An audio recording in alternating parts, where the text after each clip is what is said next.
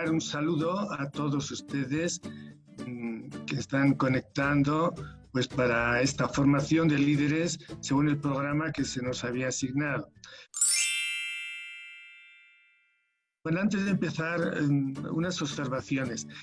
He pretendido, sobre todo en la segunda parte, que haya pues, un cuestionamiento de tal forma que esta ponencia pues, va a estar inacabada. La tienen completando ustedes en sus parroquias o en los lugares donde trabajan normalmente. Habrá unos cuestionarios, habrá unos planteamientos que ojalá los párrocos o los animadores de las diversas parroquias se animaran a trabajarlas posteriormente. Yo creo también, les digo ahí, la gota fría, ¿qué será eso?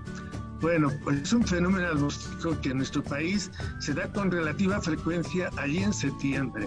Consiste en que yo en muy poco tiempo y en el mismo lugar. Y yo creo que estas charlas a veces es esto, nos llevan que hay muchos mensajes, mucho contenido, mucho que asimilar, el tiempo es escaso y la capacidad que podamos tener pues tampoco, aunque sea muy buena, pues no siempre es suficiente. También yo quisiera que se acrecentara en todos nosotros ese sentido de pertenencia a la Iglesia. Es decir, cuanto más la conozcamos, que más la queramos, a pesar de los defectos y las fallas y falencias que podamos descubrir, que nos sintamos a gusto, incluso en esta Iglesia, que es santa y es pecadora a la vez, es decir, como somos todas las personas. Y también, finalmente, que hay un trabajo local que se nos pide a todos, pero con una mirada universal. Estamos animando esto desde una plataforma, diríamos, claretiana, y el padre Claret siempre se empeñó al 100% donde estaba, pero su mirada siempre era de más largo alcance. Por lo tanto, aunque trabajaba 100% donde estaba, siempre estaba añorando horizontes más amplios en la Iglesia y para su persona. Continuamos. Después de estas breves observaciones, que quisiera las tuviéramos presentes en todo el tiempo. Bien, una segunda parte en la que me voy a detener un poquito es la parroquia según el Papa Francisco. Partiremos de un número que ha sido muy citado. El Padre Rey, cuando presentó este taller, la proponía a todos nosotros. Es el número 28 del Evangelii Gaudium. Bueno, una segunda parte, una tercera parte, si se quiere, será pues trabajar un documento que es hace un año que se publicó, titulado así, La conversión pastoral de la parroquia, un trabajo personal y grupal. El principal documento parece ser que tuvo mucho que ver, pero no lo vamos a abordar, al menos directamente, fue el documento de Aparecida. Ya Aparecida ya desde el 2007, por lo tanto ya ha habido mucho recorrido, o suficiente al menos, en América Latina, que es donde nos encontramos, y parece ser, como digo, que la redacción y el contenido pues fue también, o tuvo un protagonismo muy grande el Papa Francisco. Yo creo que está dicho aquí lo fundamental del pensamiento del Papa Francisco sobre la parroquia, como una institución que él dirá de entrada que no es caduca, que es y tiene una gran plasticidad porque da mucho de sí, tiene muchos elementos de los cuales nosotros podemos sacar también grandes oportunidades. Esa docilidad y esa creatividad que la puede dar la comunidad y el pastor. También siempre es digna de reformarse y adaptarse. Está en contacto con los hogares, con la gente. Es la presencia real, cercana de la Iglesia en el territorio concreto donde nos movemos, con esos elementos que tiene que tener siempre la vida parroquial: el diálogo, el anuncio, la caridad o el compromiso, la celebración. Bien, y también algo que ya hemos hablado en charlas precedentes, que la parroquia es siempre un conjunto o una comunidad de comunidades. Vamos a tener como trasfondo, y yo les invito siempre que este número lo tengamos como un elemento base que nos va a iluminar todo lo que podamos decir sobre la parroquia desde el pensamiento del Papa. Muy bien, Después también el Papa habla de otros elementos de esas comunidades y quería al menos que nos detuviéramos, puesto que va a salir con mucha frecuencia el sentido de la conversión pastoral. También nos dice el Papa en ese mismo documento que la pastoral en clave de misión pretende abandonar el cómodo criterio de la pastoral que siempre hemos oído. Siempre se ha hecho así. Entonces resulta difícil cambiar, sobre todo cuando uno llega a una parroquia. Claro, tiene que preguntar lo habían hecho el padre anterior, cómo llevaban las cosas, bueno, pero a veces nos sentimos también esclavos de ese siempre se ha hecho así. El Papa nos invita a ser audaces y creativos para repensar los objetivos, las estructuras, el estilo, el método de evangelizar. En eso consiste la conversión pastoral, en buscar medios nuevos, hacerlo con generosidad y valentía. Y también no caminamos solos, estamos con otros, con una comunidad. Por lo tanto, el Papa nos dirá que él también quiere ser realista y sabio, aunque él no se ponga así ese adjetivo, en ese discernimiento pastoral, esa palabra que él como buen jesuita la emplea con mucha frecuencia, la palabra saber discernir en cada momento lo que tenemos que hacer. Muy bien, la realidad pastoral de la parroquia, pues nos dirá en primer lugar que es un lugar, ya lo hemos visto antes, un lugar privilegiado. Todos nosotros hemos tenido contacto con la Iglesia, yo creo, o la inmensa mayoría al menos, a través de nuestras parroquias. Ha sido una plataforma muy importante y vive siempre la parroquia o debe vivir con un espíritu renovado, siempre desde la misión. Es decir, ¿qué podemos hacer para evangelizar mejor? De ahí que él hable siempre de que tenemos una iglesia en salida, misionera, que convoca y a la vez es enviada, centrándonos siempre en la Eucaristía como fuente, origen y meta de nuestra fe. 1. La cercanía a la gente. No esperar solamente que vengan, ir nosotros al encuentro de la gente, la cercanía. Por otra parte también la identidad, identificarnos con la Iglesia, no solo con el templo o la parroquia. La Iglesia es mucho más, es toda una comunidad en la que participamos y estamos en comunión, estamos unidos, compartimos unos mismos objetivos, como dice la canción, una sola fe, un solo bautismo. Por lo tanto, también la identidad católica, podemos decir que a veces está un poco diluida, porque no hay suficiente comunión y participación. A veces somos como invitados en la iglesia o en el templo y participamos de unos servicios y después nos olvidamos. La identidad. También que toda la actividad de la parroquia esté orientada a la misión, es decir, a la evangelización.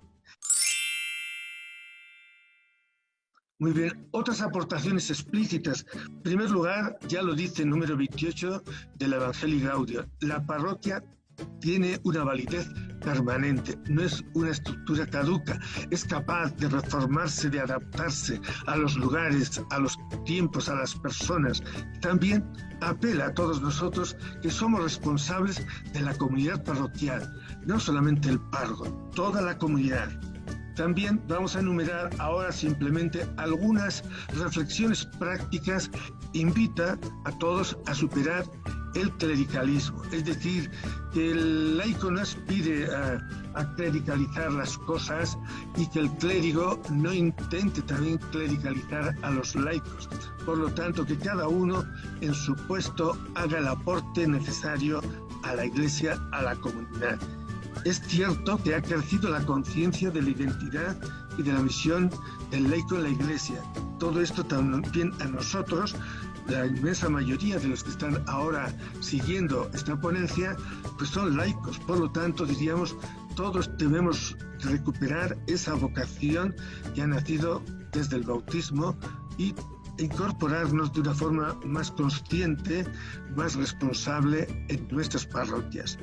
Bueno, otro elemento que él habla con mucha frecuencia, que la Iglesia tiene que perder esa autorreferencialidad, es decir, que la Iglesia no se esté mirando a sí misma, que mire hacia afuera. Él dice que una Iglesia que está cerrada es una Iglesia que está enferma. Él dirá que prefiere una iglesia que esté malherida por trabajar que no una iglesia que esté enferma, enmohecida por encerrarse en sus propias, diríamos, fronteras, ¿no? También él nos habla, como es normal, evidentemente, esa terminología ya del Vaticano II, la Iglesia como pueblo de Dios, una iglesia en comunión. Son, diríamos ya, elementos consustanciales al discurso teológico. Él da mucha importancia también a lo que se llama el sensum fidelium, es decir, el sentido religioso que tiene nuestra gente sencilla. Adelante, vamos a dejar ese puntito, lo dejamos sin nada más. Adelante. Bueno, otra palabra que él emplea y que se le inventó es eso de primerear. Es decir, Dios es el primero. Dios es el que nos precede en todo, en amarnos, en querernos. La gratuidad de Dios se nos adelanta. Bueno, descubrir esta faceta yo creo que es el principio de la fe. Descubrir que Dios va por delante de nosotros, que es gratuito y nos invita también a nosotros a compartir esta vocación de ir por delante, de no ir arrastrados, sino de ir empujando y llevando el carro. Y hay 4 verbos ahí al final que creo que es importante para asumir en la parroquia y en la iglesia y ser desde ahí discípulos y misioneros, es decir, involucrarse, comprometerse, acompañar, estar, no bajarse, no apearse tan fácilmente. Y esto dará también lugar a fructificar, a dar resultados y también a festejarlo y compartirlo alegremente con los hermanos. La parroquia también tiene que tener una dimensión social. Una parroquia que no tenga, por decirlo brevemente, pues una sección de cáritas, de compromiso con los pobres y demás, está fallando, nos dirá el Papa. Por lo tanto, siempre tiene a nivel personal y a nivel también estructural, nuestra parroquia tiene que estar siempre atenta a los pobres, que son los destinatarios preferenciales de la evangelización. Después también nos dice el Papa en la 1, cuáles son las tentaciones de los agentes de pastoral, es decir, de todos nosotros, desde el catequista, al monitor o también al ministro extraordinario de la comunión y del propio sacerdote que está presidiendo pues la parroquia. Dice el Papa, no nos dejemos robar. ¿Qué cosas? Hay 4 enunciados. El entusiasmo misionero. Ese entusiasmo se va perdiendo si abunda el individualismo, si ocultamos nuestra identidad cristiana, si decae el fervor y no nos sentimos identificados con nuestra misión evangelizadora, si estamos obsesionados en ser como los demás, el vicentismo, ¿dónde va Vicente? ¿Dónde va la gente? Si no somos capaces de vivir pues un profetismo que sea silencioso, pues de asumir nuestros compromisos aunque vayamos contracorriente. Después también nos dice cómo decae el entusiasmo misionero, pues como cuando vivimos como si Dios no existiera, cuando todo lo medimos desde nuestros propios parámetros. No cabe a la hora de plantear mi futuro, mi profesión, pues lo que Dios pueda decir. En mi familia si Dios no entra, en mis amistades si Dios no es mencionado, en mis estudios si Dios es arrinconado. Bueno, ese relativismo práctico, esto hace decaer el entusiasmo misionero. También cuando nos aferramos a las seguridades económicas, cuando nos olvidamos de los pobres, todo esto va enfriando el entusiasmo misionero. Dice, no nos dejemos robar tampoco la esperanza. El Papa insiste mucho en esto. Pues a veces un pesimismo estéril, ser profetas de calamidades, solamente fijarnos en lo negativo, en las cosas, también esto nos detiene y a veces también rompe nuestro caminar. El derrotismo nos hace olvidar lo que el Evangelio nos ha repetido estos domingos pasados. Ánimo, mi gracia te basta, estoy yo. Tan poca fe tienen ustedes, dirá a los apóstoles en la barca, etc. También a veces nos falta coraje para evangelizar, como que estamos cohibidos, tímidos o nos avergonzamos. Entonces vamos también decayendo en la esperanza. Vivimos la fe a veces en clandestinidad, es decir, distinta a aquella que ha servido para mantener la fe en los lugares de persecución. También, bueno, el Papa habla mucho de que no nos dejemos robar tampoco la alegría evangelizadora, es decir, esa acedia espiritual, la desgana, cierta flojera, desinterés, falta de entusiasmo. Ojo, también en este tiempo de pandemia son elementos que nos pueden contagiar. También a veces decae esa alegría cuando buscamos todo de forma inmediata, queremos los resultados ya. Dice el Papa que no nos dejemos robar tampoco el Evangelio, es decir, las primicias, lo más profundo del Evangelio, que no decaiga en nosotros esto, ¿no? El ideal del amor fraterno, la mundanidad que él habla. Muchas veces queremos quedar bien, buscar pues el aplauso del personal, el prestigio, más que hacer las cosas porque las tenemos que hacer, sin esperar a veces pues el reconocimiento, el agradecimiento. Aferrarse también a lo que uno presiente que es lo mejor, a mi experiencia individual y subjetiva, y no confiar en los demás. Muy bien, concluyendo ya esta primera parte, pues ahí está lo que nos dice. ¿De dónde saca la fortaleza el Papa Francisco? Pues él está fascinado por Jesucristo, por Jesús, y diríamos que desde ahí pues saca la fortaleza cada día. Él nos lo ha dicho, incluso a los jóvenes también les propone ese estilo mariano, nos dice él, de recuperar la ternura, el cariño, la cercanía, sin dejar de ser fuertes, diríamos, mano dura en guantes, ¿no? De seda. Es decir, no renunciar a nuestras convicciones, pero tampoco renunciar al diálogo, a la escucha y a dejarnos transformar por los aportes de los demás. Bueno, todo este cúmulo de ideas, el Papa las ha ido desgranando pues en todos los encuentros que tiene pues a su alcance. Las parroquias tienen que estar en contacto con los hogares, con la vida de la gente, con la vida del pueblo. Tienen que ser casas donde la puerta esté siempre abierta para salir hacia los demás. Y es importante que la salida siga una clara propuesta de fe. Se trata de abrir las puertas y dejar que Jesús salga afuera con toda la alegría de su mensaje.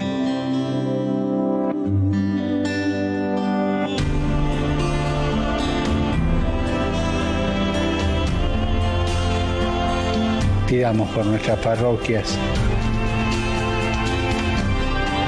para que no sean oficinas funcionales, sino que animadas por un espíritu misionero sean lugares de transmisión de la fe y testimonio de la caridad. Y vamos a pasar ahora pues a este documento, que yo lo tengo también aquí en la mano. Muy bien, la conversión pastoral de la parroquia. Es presentar esta instrucción.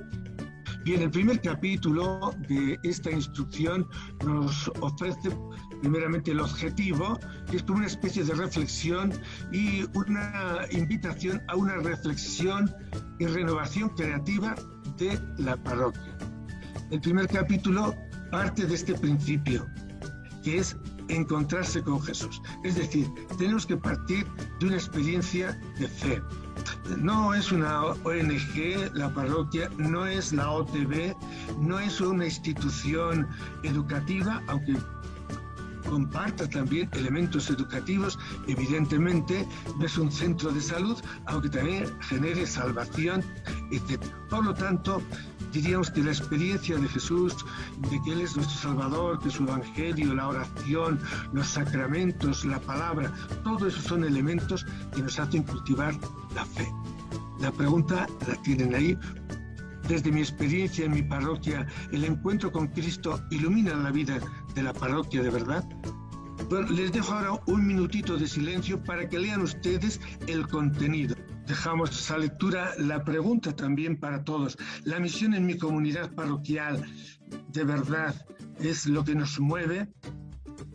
La parroquia es también una casa entre las casas, una comunidad de comunidades. Bueno, siempre es un objeto de reflexión, de propuesta para nosotros. Adelante. También aquí diríamos, nos presenta el valor de la parroquia hoy, partiendo de esa afirmación de Aparecida tan reiterada durante estos últimos años, que todos los cristianos estamos llamados a ser discípulos y misioneros, es decir, aprendices y gente que comparte también la fe con los demás. Por lo tanto, buscar esto que decíamos del Papa, encontrar modalidades de cercanía y aproximación a los demás. La pregunta, ¿cuál es el modo en que mi parroquia hace presente hoy a Jesús en mi territorio? La parroquia no es solamente un territorio geográfico, una demarcación geográfica, aunque en las ciudades está claro, y que hasta esta calle, hasta esta avenida, hasta esta carretera llega la parroquia, la demarcación. Pero hoy vemos que esto se ha roto. Hay mucha gente que va a una parroquia del centro porque hay confesores. Uno va a otra parroquia porque le gusta el modo de predicar del padre. Otro va a otra parroquia porque están sus amigos o el grupo de catequesis. Bien, como vemos, por lo tanto, ¿cómo hacemos nosotros presente a Jesús hoy en nuestra parroquia, en el grupo donde trabajo? Adelante. Muy bien, ¿cuáles son, diríamos, los frentes más importantes constitutivos de la parroquia? Es el lugar donde se escucha, se explica y se encarna la palabra de Dios. Un eje fundamental.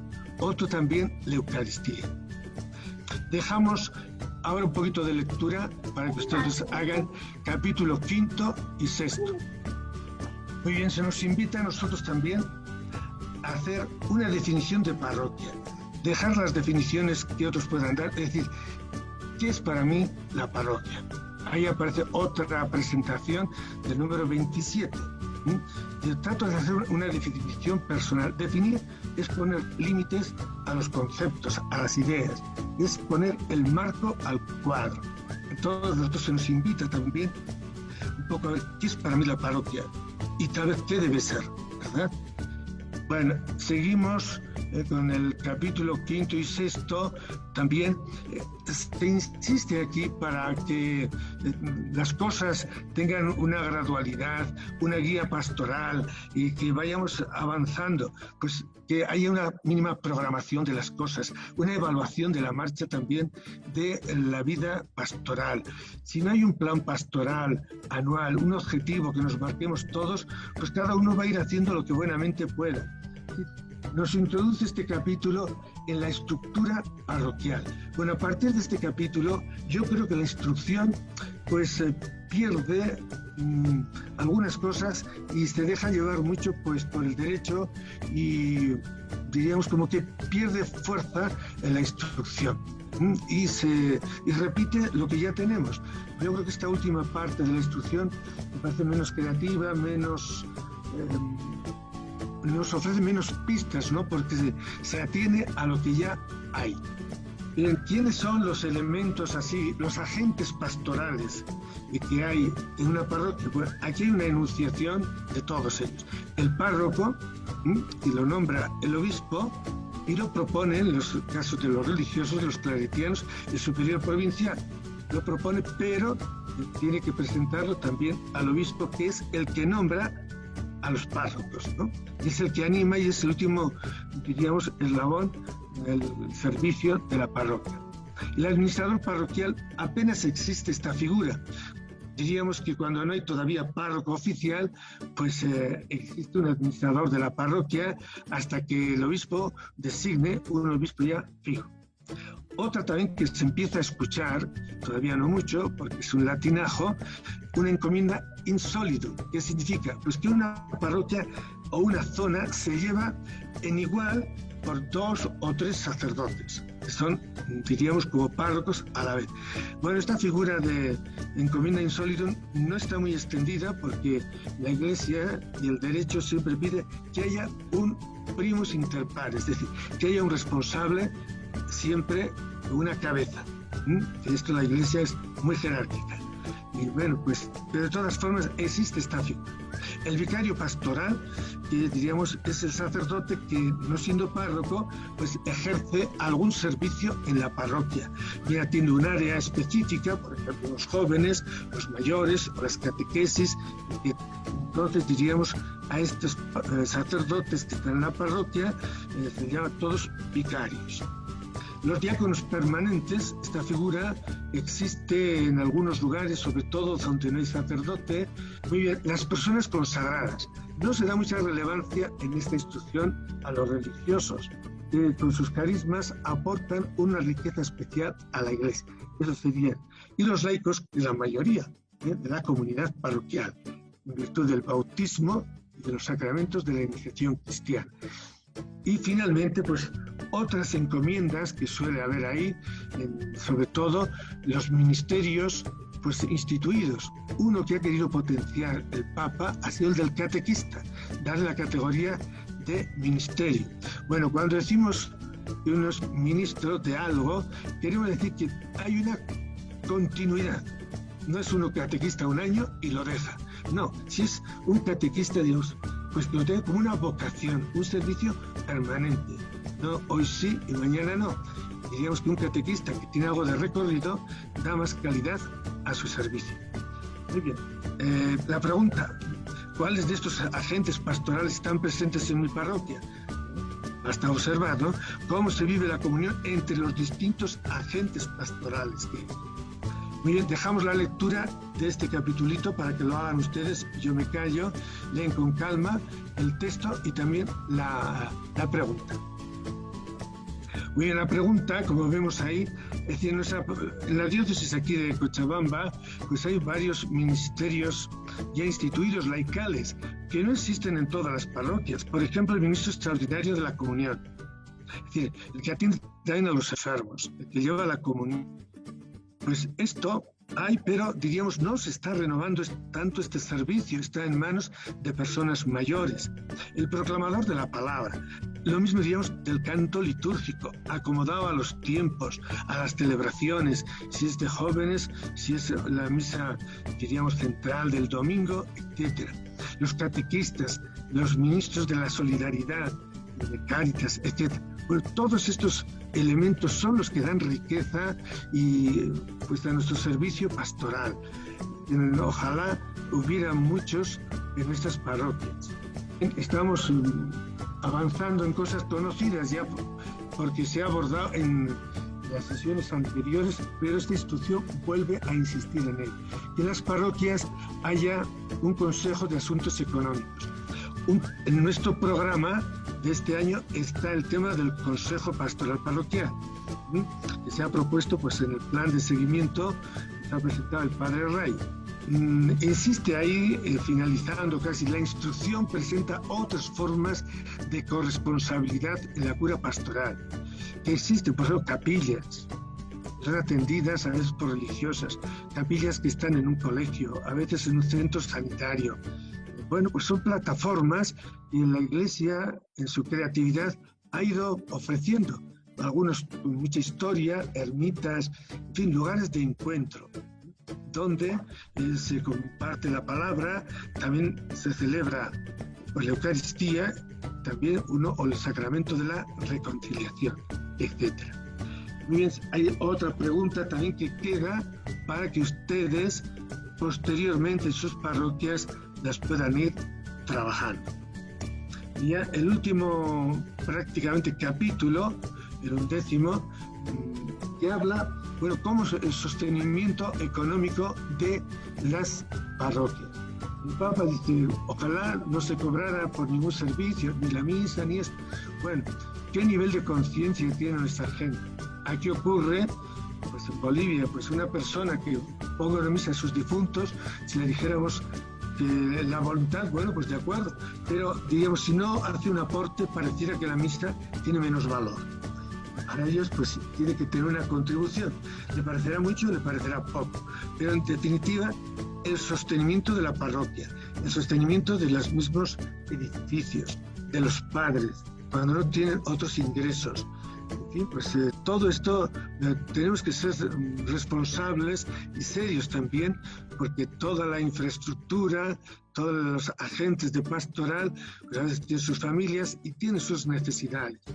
Bueno, la conclusión, en definitiva, de todo esto lo tiene ahí en síntesis. La parroquia está llamada hoy a redescubrirse desde dentro como una comunidad de creyentes en camino de santidad, faro para la sociedad, espacio donde se vive el buen vivir de los hijos e hijas de Dios en comunidad, alimentados por la palabra, por la Eucaristía, y siempre estar atentos al servicio de los demás, de los pobres, servicio de la caridad. Bueno, esto es lo que la parroquia, pues como infraestructura de servicio y de presencia, nos ofrece esta instrucción. Ya otras conclusiones que podemos sacar de esta instrucción. Bueno, algunas falencias, muy bien. Bueno, pues, por ejemplo, yo he destacado algunas. No tiene suficiente presencia, pues, lo que son los movimientos eclesiales, los chicos, no sé qué tantos, Shostar, muchos elementos que hay por ahí que están presentes, pero no están recogidos en esta instrucción, que son también, si han sido reconocidos por la Iglesia, pues son corrientes de gracia para todos, ¿no? También decimos, las instituciones que están alrededor de la Iglesia, las OTBs, centros educativos, sociales, bueno, pues no se menciona en este elemento. Si la parroquia es casa entre las casas, también la ausencia total de los grupos cristianos, los evangélicos, tan presentes en América Latina, y que no se menciona para nada en esta instrucción. Yo creo que es también una falencia que hay que subsanar de alguna forma, cómo abordar, cómo relacionarse con estos grupos. El tema de la vida consagrada de los religiosos, bueno, pues se menciona, pero un poquito de pasada, no se tiene muy en cuenta. Son aportes que enriquecen mucho. Los claretianos mismos podemos ser párrocos, pero somos religiosos, ¿no? También diríamos, la instrucción al final no tiene muchas novedades concretas, sí tiene una buena visión panorámica hasta el capítulo 7. Después ya cuando baja las concreciones, pues vemos que no hay grandes novedades. Bien, por lo tanto diríamos, la Iglesia Universal se hace concreta en cada una de las parroquias, en las diócesis. Cada comunidad parroquial es un regalo de Dios al mundo y a las personas que conforman el territorio donde está una parroquia, haya o no haya templo, pero que esté la parroquia. Muchas veces en un bajo de los locales de un edificio de muchos pisos, pues a veces ahí es el lugar de encuentro, se hace de parroquia. Es decir, como lo dice el Papa, y también para nosotros, casi culminando ya mi aporte, volvamos a Galilea y volvamos siempre a Jesús. Que sea para nosotros la fuente que nos ilumine y nos dé fortaleza para seguir adelante. Empecemos a descubrir que en el otro está mi hermano, y así entraremos en el proyecto del Padre que nos ha revelado su Hijo, Jesucristo, y alienta en nosotros el Espíritu en la historia y en el mundo. Ese proyecto es el Reino de Dios. Desafíos, propuestas para tener. Señalemos algunas, lo van a tener ahí ustedes. Vean qué se debe potenciar en nuestras parroquias. Primero, ¿qué cambios nos exige hoy la misión a la parroquia? ¿Qué cosas podríamos empezar? La sinodalidad, es decir, tenemos que caminar todos a la vez, juntos hacia adelante. No solamente que nuestras catequesis sean momentos de formación, sino que sean procesos formativos. Yo constato en nuestra propia parroquia, hay catequesis de comunión y después hasta la confirmación no hay ninguna convocatoria, no hay grupos, luego no hay proceso formativo en crecimiento. Y hay también ser una comunidad misionera, abierta, atenta a las necesidades de nuestra gente. Bueno, también que haya un espíritu de continua y constante conversión, tanto personal como de las estructuras. Pero si no hay un espíritu de cambio en nosotros, difícilmente van a cambiar las cosas. también, bueno, muchos elementos de conversión son personales, ¿no? Cambio de actitudes para evitar pues reaccionar, a veces ser proactivos y no reactivos. ¿Qué quiere decir esto? Pues a veces decimos, pues esto está mal, pero no decimos lo que puede estar bien. Somos fáciles para criticar, pero no tan fáciles para construir y para proponer. Crear más bien hábitos proactivos, es decir, de propuestas creativas positivas, no solamente fijarnos en lo que hemos hecho mal, etc. Que sean más evangelizadoras nuestras estructuras, la participación de los laicos. Bueno, pues todo esto es también para nosotros una tarea pendiente. Los consejos como ámbitos de participación, de crecimiento, de programación y evaluación. El mundo digital, bueno, yo no conozco mucho, pero es un mundo también. Un tema pendiente, los bautizados distantes y alejados. Hay muchos bautizados, pero pocos cristianados, es decir, recibieron el agua del bautismo, pero ahí quedó. También la presencia de la mujer, aunque es masiva en nuestras celebraciones, incluso las catequesis, y tienen también un aporte pues genuino, el que nos puede dar también la mujer a la iglesia. Saber escuchar también a los jóvenes y los ancianos, que aunque vienen a nuestras celebraciones, pero a veces no valoramos todo lo que son para la sociedad y para la misma iglesia. Y el Papa nos insiste también, después del año de la misericordia que hubo, que sepamos poner corazón en las miserias de la humanidad.